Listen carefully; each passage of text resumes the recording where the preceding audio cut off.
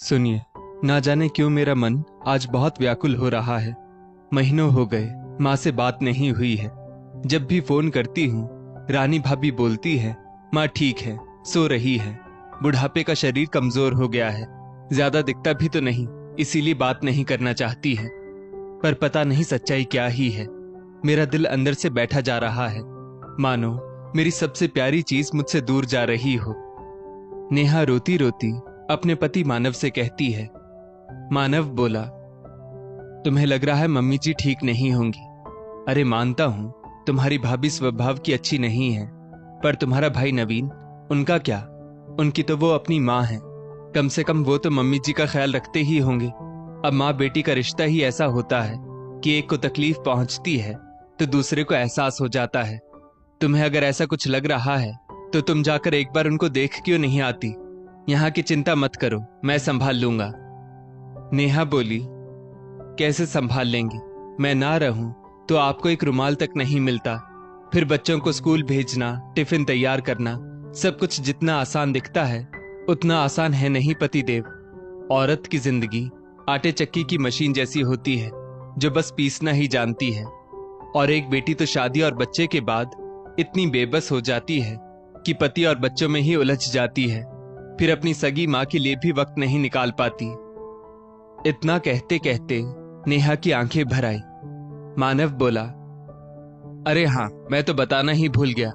माँ कई दिनों से कह रही थी कि उन्हें बच्चों से मिलने का मन कर रहा है, तो ऐसा क्यों नहीं करती, तुम अपनी माँ से मिलने चली जाओ और मैं अपनी माँ को यहाँ बुला लेता हूँ। क्या कहती हो? और वैसे भी तुम तो जानती हो माँ बैठी नहीं रह सकती, तभी तो घर के काम काज आज तक वो खुद ही तो करती आ रही है। नेहा ने झट से कहा, हाँ, अगर माँ जी इतनी मदद कर दे तो मैं 2-4 दिन के लिए मायके होकर आ जाऊंगी। वो नाराज तो नहीं होंगी ना? मानव हंसकर बोला, अरे नहीं, तुम नहीं रहोगी तो माँ हम लोगों का और अच्छे से ख्याल रखेंगी। अगले ही दिन नेहा अपने मायके के लिए निकल गई। जब वो अपने मायके के दरवाजे पर पहुंची तो पुरानी यादें उसके सामने घूमने लगी और उसकी आंखें भर आई। बड़ी हिम्मत करके नेहा ने घर के अंदर प्रवेश किया तो उसकी भाभी रानी बोली, अरे नेहा, अचानक से क्या बात है? सब कुछ ठीक तो है? आने की खबर दी होती तो तुम्हारे भैया को स्टेशन पर तुम्हें लाने के लिए भेज देती। नेहा बोली, नहीं भाभी, इसकी कोई जरूरत नहीं। मेरे घर का रास्ता मुझे आज भी याद है, बस माँ की बहुत याद आ रही थी, इसीलिए उन्हें देखने आ गई। कहाँ है माँ? माँ, ओ माँ। इतना कहकर नेहा अपनी माँ के कमरे की तरफ बढ़ने लगी तो रानी उसके पीछे पीछे आने लगी। नेहा बोली, ये क्या, कमरे में इतना अंधेरा क्यों है? भाभी, ऐसे में तो माँ को कुछ दिखता भी नहीं होगा, कैसे रह रही है मेरी माँ इस अंधेरे कमरे में? आप लोग एक बल्ब तक नहीं लगा सकते? रानी बोली, अरे वो क्या है ना, प्लग में कुछ खराबी आ गई थी, मिस्त्री को कहा था, पर बरसात की वजह से आज वो नहीं आया, कल आकर ठीक कर देगा। तुम जरा रुको, मैं मोमबत्ती लेकर आती हूँ। आते ही शुरू हो गई। इतना कहते हुए रानी वहां से चली गई।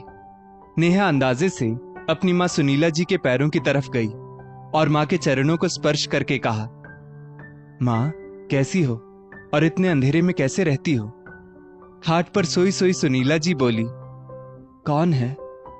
फिर सुनीला जी बहुत मुश्किल से दीवार का सहारा लेकर बैठ गई और अंधेरे में पहचानने की कोशिश करने लगी। तो नेहा बोली, माँ, मैं नेहा। कब आई बेटा?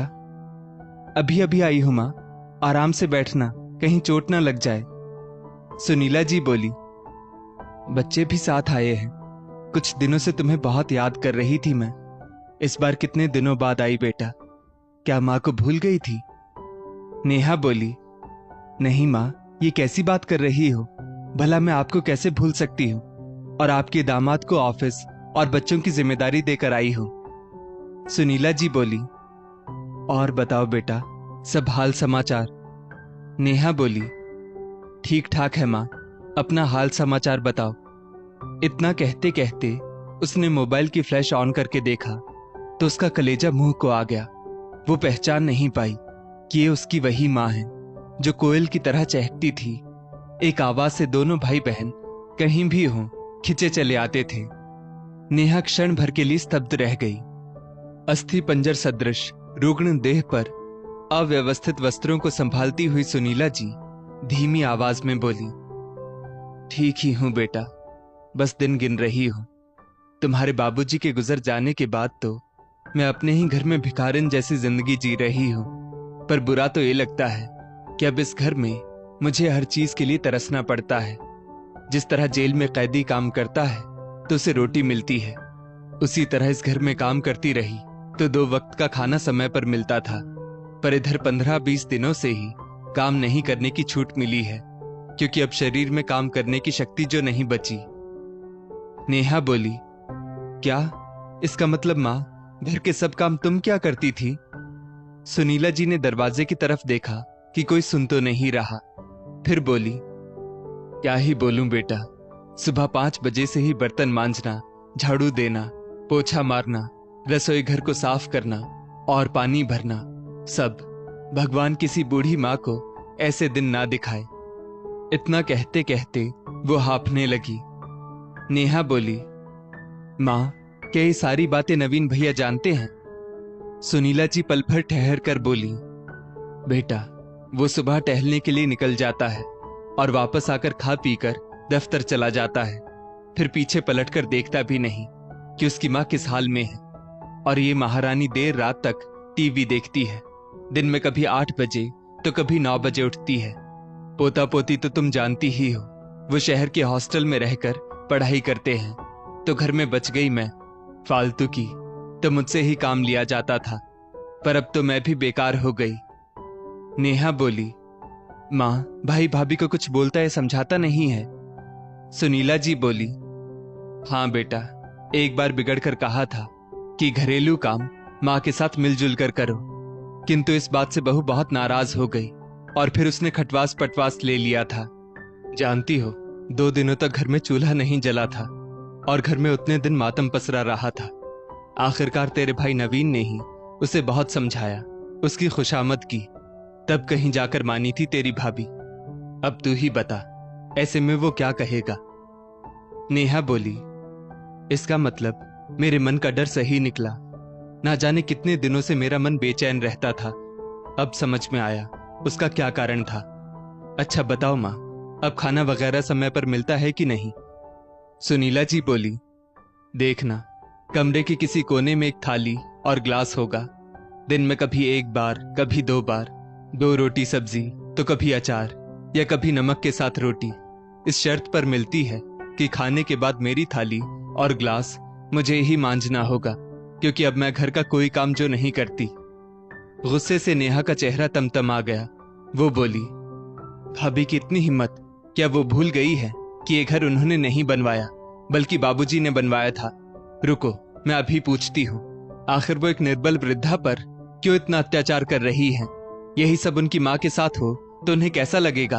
और क्या वो भूल रही है कि कल को वो भी सास बनेंगी और उनकी बहू उनके साथ ऐसा अत्याचार करे, तब क्या होगा? बेटी के चेहरे के भावों को देखकर सुनीला जी बोली, नहीं नहीं बेटा, कोई जरूरत नहीं उसे कुछ पूछने और कहने की।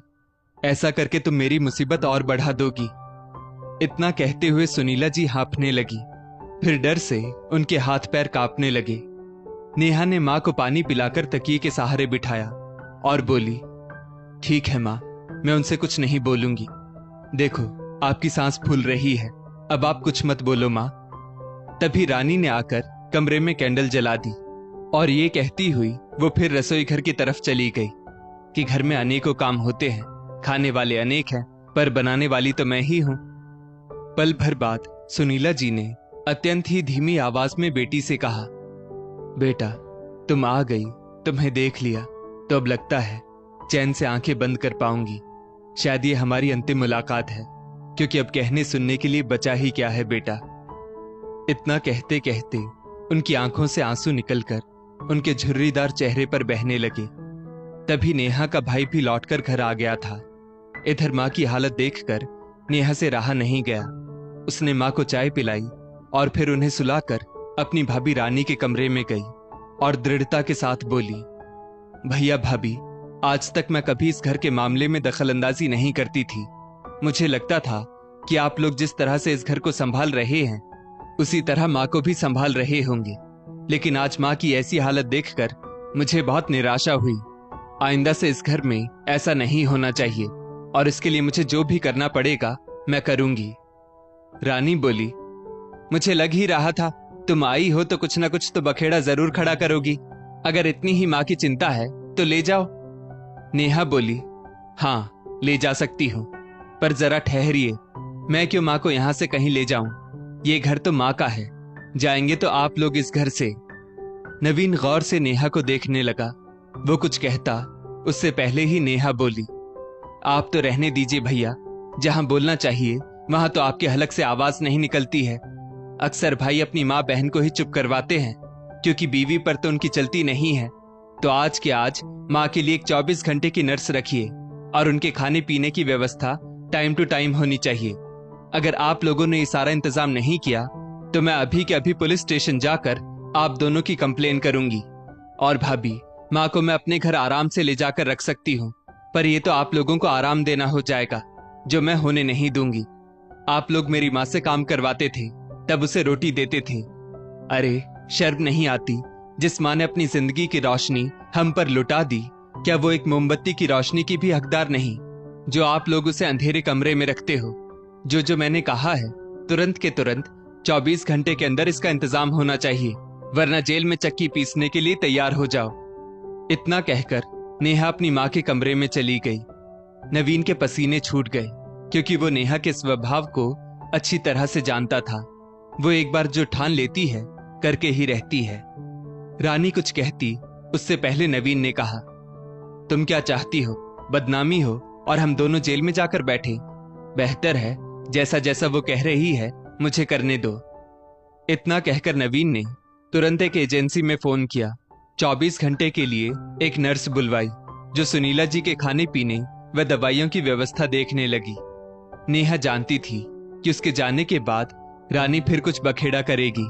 नेहा ने एक इलेक्ट्रीशियन को बुलवाया और अपनी माँ के कमरे में एक कैमरा लगवाया और बोली, भाभी, अब इस कैमरे के जरिए मैं माँ पर 24 घंटे नजर रख सकती हूँ, तो कोई ऐसी हरकत मत कीजिएगा। और हाँ, मैंने यहाँ पास के थाने में एक रिपोर्ट भी दर्ज करवा दी है कि अगर कल को मेरी माँ को कुछ होता है तो इसकी जवाबदेही आप दोनों पर होगी। दोनों पति पत्नी के होश उड़ गए थे। 4 दिन बाद नेहा माँ से विदा लेने लगी। सुनीला जी बोली, बेटा, ये अंतिम मुलाकात मुझे हमेशा याद रहेगी। क्यों मेरे लिए तुम अपना खून जला रही हो? किसी किसी माँ की ऐसी ही फूटी किस्मत होती है बेटा, जिसके अंधकार में ही आखिरी सांस निकलती है। नेहा बोली, नहीं माँ, आपने हमारे जीवन में रोशनी भरी है, तो क्या मैं आपके लिए इतना भी नहीं कर सकती? और ये आपका अधिकार है माँ। आप ही तो कहती थी कभी अपने अधिकार को छोड़ना नहीं चाहिए। मेरे बस में होता तो मैं हमेशा आपके साथ रहती, पर क्या करूं, ये दुनिया की रीत बड़ी कठोर है। आप हार मत मानना माँ, मैं आऊंगी, आपसे फिर मिलने आऊंगी। सुनीला जी मुस्कुराने लगी और कहने लगी, ये सोचकर ही जाना कि शायद ये अंतिम मुलाकात हो। अब जाओ, तुम्हारी जिम्मेदारी तुम्हारा इंतजार कर रही है। नेहा का मन तो नहीं था, फिर भी वो अपनी दूसरी जिम्मेदारी पूरी करने के लिए वहां से चली गई। करीब 1 हफ्ते तक सुनीला जी की खूब सेवा हुई। 1 हफ्ते तक उन्होंने भरपेट खाना खाया, रोशनी में हर चीजों को देखकर अपनी आंखों को संतुष्ट किया। पर बेटा बहू गुस्से में कभी उनके कमरे तक भी नहीं आते थे। और एक शाम कैमरे की तरफ देखते हुए अपने दोनों हाथ उठाकर नेहा को आशीर्वाद देते हुए सुनीला जी ने जो आंखें बंद की तो फिर नहीं खोली। नवीन जानता था कि नेहा प्रॉपर्टी में हिस्सा तो नहीं लेगी, पर उससे सारे रिश्ते तोड़ देगी, जिससे रिश्तेदारों में उसकी बहुत बदनामी होगी। कोई इसके दरवाजे पर खुशी और गम में नहीं आएगा। यही सोचकर नवीन ने बिना बोले ही सारी संपत्ति के 2 हिस्से किए और नेहा के हाथों में कागजात देने लगा। तो नेहा बोली, नहीं चाहिए मुझे ये हिस्सा। क्या इस हिस्से को बेचकर मैं अपनी माँ की खुशियां वापस ला सकती हूँ? जिस माँ ने हमें जीवन की रोशनी दी, उसके आखिरी वक्त में आपने कैसा अंधेरा उन्हें दिखाया, ये सोचकर क्या आप खुद को माफ कर पाएंगे? रिश्तेदारों के बहुत दबाव देने पर नेहा ने अपने हिस्से की सारी संपत्ति वृद्धाश्रम को दान कर दी और फिर दोबारा कभी उस चौखट पर पैर नहीं रखा। दोस्तों, इस स्टोरी को लेकर आपकी क्या राय है, नीचे कमेंट करके जरूर बताइएगा। और ऐसी ही और भी बेहतरीन वीडियोस के लिए हमारा पेज जरूर फॉलो करें। धन्यवाद।